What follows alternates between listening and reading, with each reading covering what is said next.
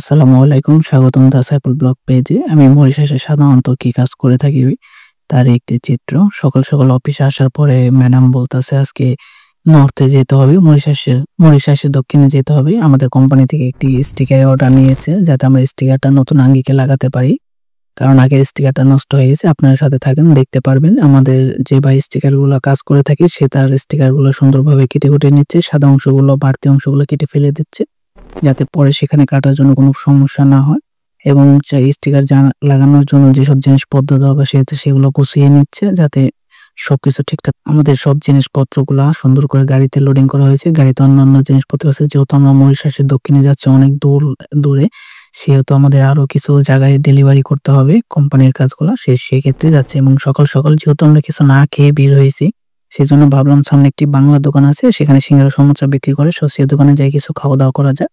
But কপাল খারাপ, সকাল সকালে চলে আসার পরে দেখি দোকানটা বন্ধ হয়ে গেছে। ওই যে দেখা যায় দোকানটা, পরে আর কি করার, সেখান থেকে আমরা চলে আসলাম। এখন আমরা যাচ্ছি আর এবিসি মোটরস মরিশাসে কিছু কোম্পানিতে ডেলিভারি করার জন্য। ভাবলাম সেখান থেকে ডেলিভারি শিখবো, এরপরে কিছু ফুড কোর্ট থেকে কিছু খেয়ে নেওয়া যাবে, যেহেতু সকালে না খেয়ে চলে আসছি। এখন যাচ্ছি মরিশাসের রাজধানী পোর্ট লুইসের ভিতর দিয়ে, যেখানে অনেক ধরনের দোকানপাট এবং অনেক কিছু পাওয়া যায়। এখানে কাঁচা বাজার মিলিত হয় এবং এখানে একটা বাংলা সব দোকান আছে যেখানে বাংলা মার্কেট বলা হয়। সেখানে অনেক বাঙালি প্রতি শনিবার রবিবার জড়িত হয় সাথে আড্ডা। এখন চলে আসছি সেই মহিষাসে কার কোম্পানি এবিসি মোটরস, তাদের অনেকগুলো কোম্পানি আছে, স্কোডা, নিসান, জায়ান্ট। সেখানে ডেলিভারি করব কিছু রোল আপ ব্যানার। রিসিপশন থেকে বলার পর আমাদের আকিদুল ভাই সে তার রোল আপ ব্যানার গুলা কাঁধে করে একাই নিয়ে যাচ্ছে, আমাকে হেল্প করতে দিচ্ছে না। এরপরে এখানে দোতলায় উঠে রোল আপ ব্যানার গুলা ডেলিভারি করে আসলাম এই শোরুমের ভিতরে। শোরুমের ভিতরে ডেলিভারি শেষ করে, যেহেতু সকালে খাই না তাই ফুড কোর্টের দিকে গিয়ে যাচ্ছি বাইরে। তা দেখি এখানে প্রচুর ভিড়, কারণ 12টা বেজে গেছে। 12টা বাজে মহিষাসে সাধারণত খাবারের সময় হয়, যেহেতু সেখানে প্রচুর ভিড় তাই ভাবলাম সুপার মার্কেটের ভিতরে যেয়ে দেখি কিছু খাবার পেয়ে যায় কিনা। বাট এখানে অনেক প্রাইস দাম, দেখেন কত সুন্দর সুন্দর জিনিস খাবার রয়েছে, কিন্তু এগুলো অনেক দাম। এখান থেকে খাবারটা অর্ডার করে ওই দিক থেকে যেয়ে এদিক দিয়ে এসে তারপরে আপনার খাবারের পেমেন্টটা করতে হয়।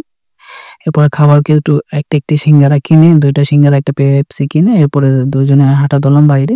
এরপরে খাওয়া দাওয়া শেষ করে মরিশাসের সৌন্দর্য প্রকৃতি দেখতে দেখতে চলে যাচ্ছে আমাদের মেন গন্তব্য যেখানে। সেদিকে দেখেন আপনারা রাস্তার পাশে কত সুন্দর ইউরোপ কান্ট্রির মতো একটা ভাইব, একটা ফ্লেভার আসে কান্ট্রি, মরিশাস কান্ট্রিতে। মরিশাস দ্বীপটা অনেক ছোট, আপনার এই কোণার থেকে ওই কোণা পর্যন্ত যাওয়ার জন্য সাধারণত 2 থেকে 3 ঘন্টা প্রয়োজন হয়, এর বেশি প্রয়োজন হয় না সেই জন্য। আর রাস্তাগুলো আপনার অনেক পরিষ্কার এবং রাস্তার চারিপাশে অনেক সুসজ্জিত গাছপালা রয়েছে। আপনাদের মরিশাস দেশটা খুবই আয়তনে খুবই ছোট এবং অল্প সংখ্যক লোকজন বসবাস করে। এই উপরে একটা পুরো ভিডিও আপলোড করবো আমি, তখন দেখতে পারবেন। চলতে চলতে আমরা সমুদ্রের পাশের দিকে চলে আসছি, মরিশাসের শেষ প্রান্তের দিকে। সো দেখতে পাচ্ছেন এখানে অনেক সুন্দর সুন্দর বোট রাখা আছে। এখান থেকে মানুষ যারা পর্যটক আসে তারা বোটে করে সমুদ্রের মাঝখানে যে পার্টি করে, এবং আমি আমার ড্রাইভার ভাই দুজনে একসাথে প্রকৃতির ভিউ উপভোগ করতে করতে আমাদের গন্তব্যের দিকে চলে যাচ্ছি। এভাবে মরিশাসে বিভিন্ন জায়গায় ডেলিভারি করতে গেলে বা বাইরে করতে গেলে অনেক অনেক সুন্দর প্লেস পাওয়া যায়, ঘোরা যায়, দেখা যায়। মরিশাস দেশটা অনেক খুবই সুন্দর এবং দেশটা ছোট, এই প্রান্ত থেকে ওই প্রান্ত যেতে তেমন একটা সময় লাগে না, তাই খুব সহজে দর্শনীয় স্থানে একদিনে ভ্রমণ করা যায়। দেখতে দেখতে কথা সুন্দর ভিউ আমরা চলে আসছি আমার গন্তব্যে, উইনার্স পেরেবিয়া এই জায়গাটার নাম। সেখানে এসে দেখি উইনার্স এর কাজ চলতেছে। এর আগে কয়েক মাস আগে গেছিলাম, তখন এখানে কোনো রকম কাজ ছিল না, সবকিছু ওপেন ছিল। বাট আজকে দেখি সবকিছু নতুন করে কাজ শুরু করেছে, হয়তো উইনার্স পড়া চেঞ্জ করতে পারে। এরপর আমরা আমাদের স্টিকারের দিকে চলে যাচ্ছি। স্টিকার যে ফ্রিজটা লাগাবো সেই ফ্রিজটা যেখানে আমরা স্টিকার লাগাবো, যে কাজের জন্য আমরা সকাল থেকে বেরিয়ে সবগুলো ডেলিভারি শেষ করে চলে আসছি এখানে।